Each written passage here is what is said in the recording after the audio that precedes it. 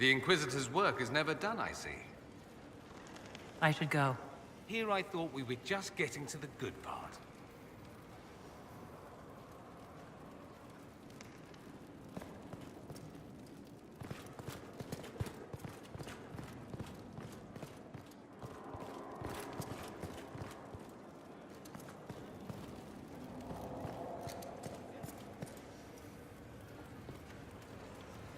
I cannot believe the Grey Wardens could even conceive of such a plan. To seek out these old gods deliberately, in some bizarre attempt to preempt the Blight.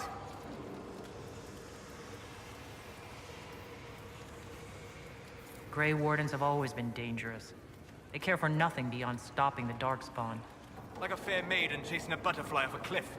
Except that if you hadn't stopped them, we'd all have fallen. Those fools and duty. Responsibility is not expertise. Action is not inherently superior to inaction. Forgive me. The entire idea is unnerving. The new power you wield. I heard from Cassandra that it is the magic of the Knight Enchanters. If I am not mistaken, the techniques descend from those of ancient elven mages, called arcane warriors. I wonder what they would think to see their magic used in defense of the Chantry.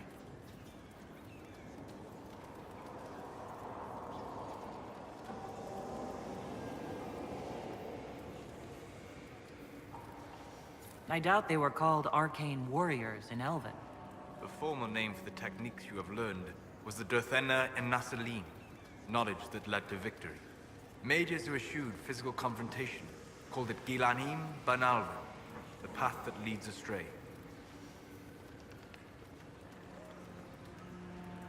What can you tell me about the arcane warriors? They were elite guardsmen, serving as bodyguards or champions for nobles, as I understand. Mages who focused on spirits or the Fade might sneer at their physicality, but never doubted their honor. They were the living embodiment of will made manifest. Mind shaping the body into the perfect weapon.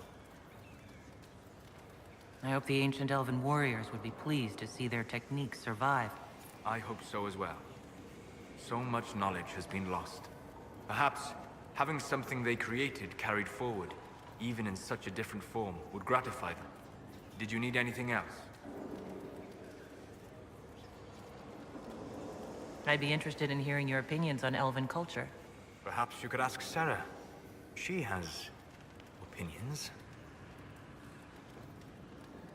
Sarah is part of our team. You don't need to be snide about her. Actually, on some level, I do. She takes it better than she would take my pity. Or my envy. She has a purity of purpose that I lack. I have observed too much and done too little. What do you wish to know? Is elven magic different from the magic used by humans? No and yes. Magic is magic, just as Dalish much of it is more subtle. A legacy from when elves were immortal. The legends of elven immortality. Did they use magic to increase their lifespan? No. It was simply part of being elven. The subtle beauty of their magic was the effect, not the cause of their nature. Some spells took years to cast. Echoes would linger for centuries, harmonizing with new magic in an unending symphony. It must have been beautiful. You said that the censure against blood magic was a superstition? I did. It's fortunate Cassandra is not within earshot.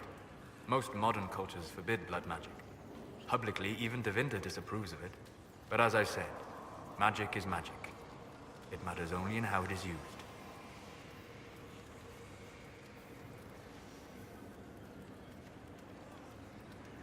I'd be interested in learning more about blood magic.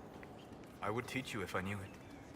Unfortunately, using blood magic seems to make it more difficult to enter the Fade. You understand why I never bothered to learn it. A shame, as it is extremely powerful. Provided it remains a tool, not a crutch, nor a passion. I'd like to know more about the elves from before our time. The Dalish strive to remember Hallam Sharal. But Hallam Sharal was merely a fumbling attempt to recreate a forgotten land. Arlathan. Elvanan was the Empire, and Arlathan its greatest city. Place of magic and beauty, lost to time. You've studied ancient elves. What else do you know of Arlathan?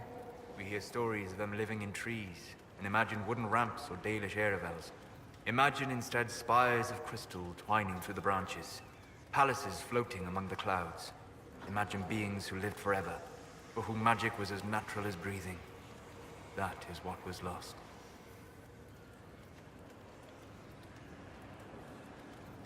I'd like to know more about Dalish elves. It is a mistake to think of the Dalish as a single group. They have lived as separate clans for centuries now. As a consequence, each clan has learned, interpreted, and forgotten different parts of elven history. Some trade freely with humans, or adopt city elves who flee the alienages. Others attack humans on sight.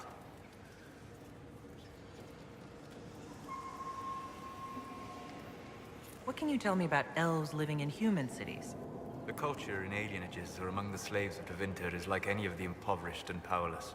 They cling to memories of a better past, and practice a few rituals to distinguish themselves from humans.